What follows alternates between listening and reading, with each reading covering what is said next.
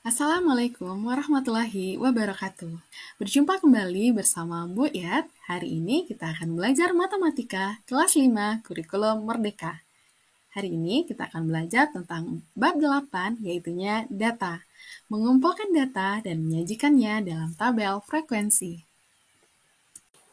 Pada pertemuan kali ini, ada pun tujuan pembelajaran yang akan kita capai. Yang pertama, mengumpulkan data sederhana dari lingkungan sekitar. Kedua, menyajikannya dengan menggunakan tabel frekuensi sederhana.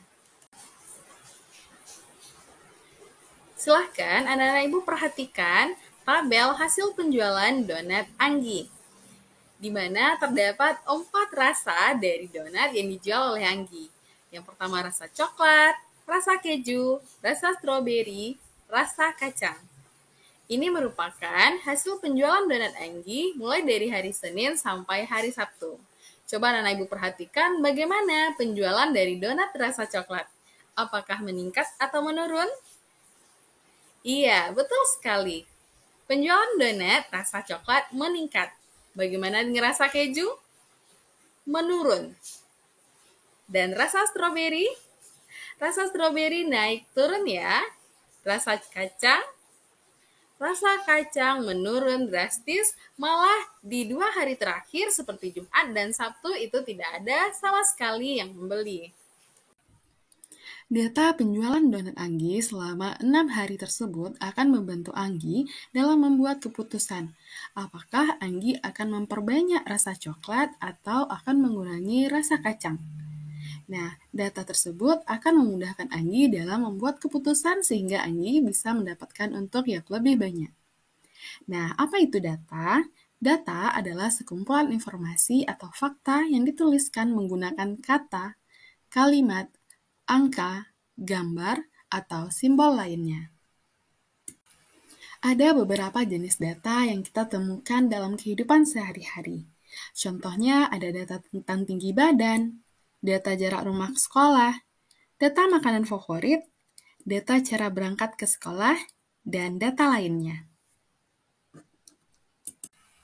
Berikut, mari kita lihat berbagai cara penyajian data. Yang pertama, menggunakan tabel frekuensi. Dengan menggunakan tabel frekuensi ini, terdapat beberapa detail yang harus ada. Yang pertama, data, kemudian turus, dan berikutnya frekuensi. Nanti kita akan bahas lebih lanjut apa itu turus dan frekuensi. Yang kedua, penyajian data dengan piktogram. Piktogram sudah anak-anak ibu pelajari di kelas 4 sebelumnya. Nah, dengan piktogram ini merupakan data yang diwakilkan dengan gambar. Cara penyajian yang ketiga yaitu dengan diagram batang. Berikut adalah diagram batang, yaitu cara berangkat ke sekolah siswa kelas 5 SD Pancasila, di mana cara berangkatnya ada yang dengan berjalan kaki, naik sepeda, angkutan umum, dan diantar oleh orang tua. Kemudian di sisi kiri ada banyaknya siswa, sehingga kita bisa membaca diagram batang tersebut. Misalnya, berangkat ke sekolah dengan cara berjalan kaki terdapat 6 orang siswa. Diagram batang ini ada yang diagram batang vertikal dan diagram batang horizontal. Yang keempat yaitunya diagram garis. Anak-anak ibu bisa melihat garis dari data tersebut. Di sini merupakan data suhu dari hari Senin sampai hari Jumat. Nah, berikut adalah data sayuran favorit siswa kelas 5 SD Pancasila. Anak-anak ibu bisa melihat ada 16 orang siswa dengan berbagai sayur favoritnya. Data ini akan kita masukkan ke tabel frekuensi, karena itu akan memudahkan kita dalam melihat atau membaca data.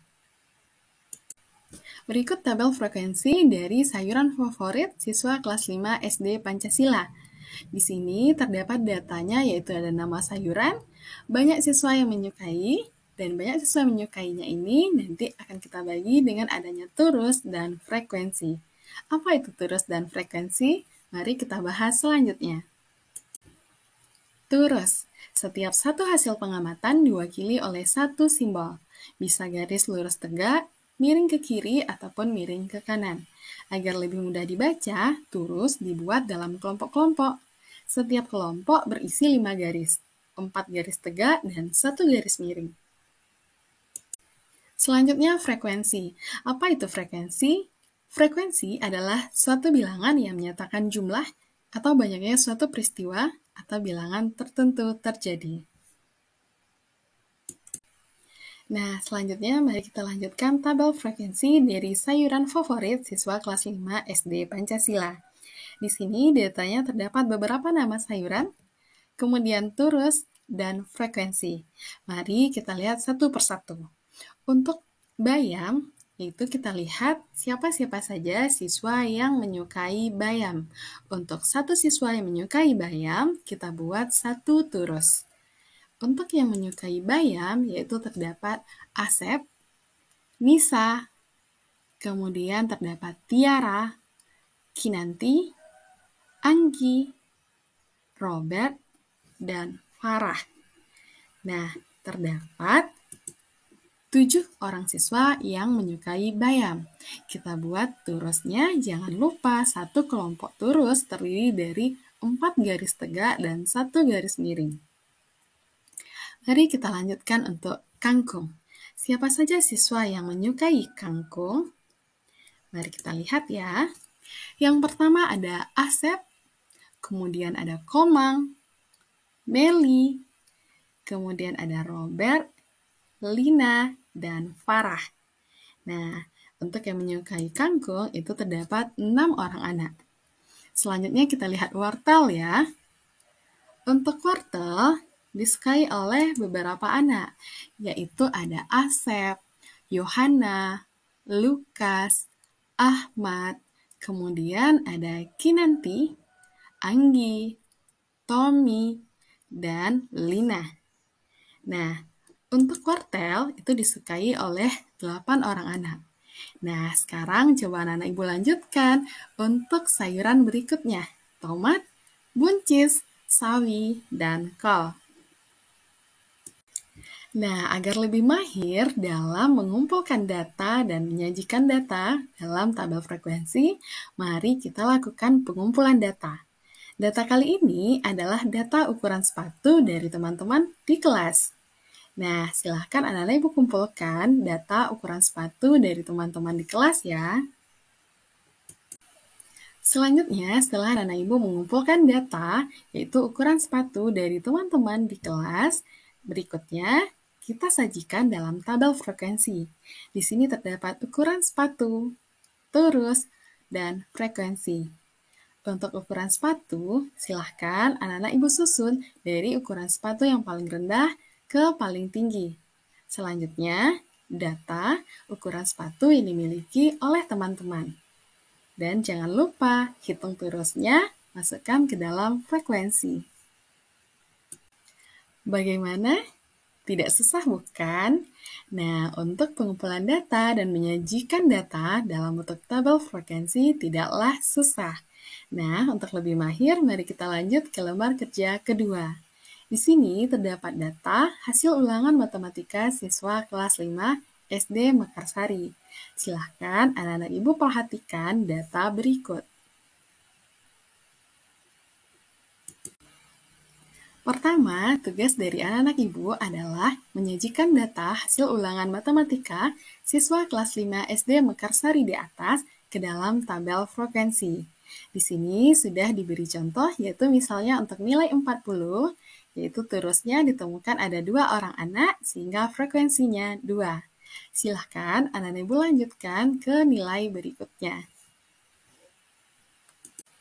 Setelah menyelesaikan tabel frekuensi, mari kita jawab beberapa pertanyaan di bawah ini ya. Berapa nilai tertinggi pada hasil ulangan matematika tersebut?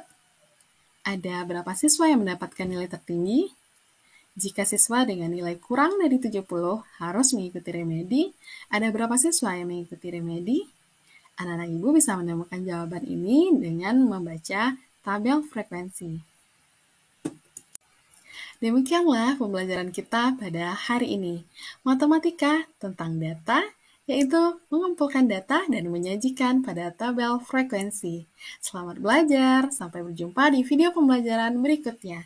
Assalamualaikum warahmatullahi wabarakatuh.